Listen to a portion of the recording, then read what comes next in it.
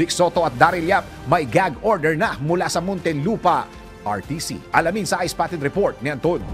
Pinagbawalan na ng korte ang kampo ni Vic Soto at Daryl Yap na pag-usapan ang tungkol sa pelikulang The Rapist of Pepsi Paloma. Ito ang kinumpirma ni Daryl matapos na maglabas ang Muntinlupa Regional Trial Court ng gag order para sa magkabilang kampo. Kaugnay pa rin ito sa 19 counts ng cyber libel na isinampa ni Vic kay Daryl dahil sa controversial na teaser na nasabing pelikula. Sa kanyang Facebook page, sinabi ni Daryl na, "Posting the latest order in my case for the information of the public, I am enjoined from making any further comment." Kasunod dito, inisa-isa ni Daryl ang update tungkol sa kasong isinampa ni Vic laban sa kanya.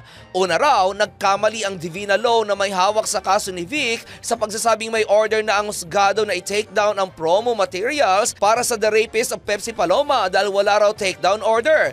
Pangalawa, umano ay na-move sa January 17 ang hearing kung saan hihintayin ng husgado ang sagot ni Vic sa kanyang inihaing motion for consolidation. Pangatlo ay ang paglalabas ng gag order kung saan bawal na raw sila magbigay na anumang pahayag tungkol sa merito ng kaso para walang kaguluhan. Sinabi pa ni Daryl na iyon na ang huling pagkakataon na magsasalita siya tungkol sa kaso at sana raw ay malinaw ito sa lahat ng mga sumusubaybay. At iyan aking balitang showbiz para sa impilang may todong lakas, DWIZ. Ako si Anton, nagbabalita ng tama, naglilingkod ng tama.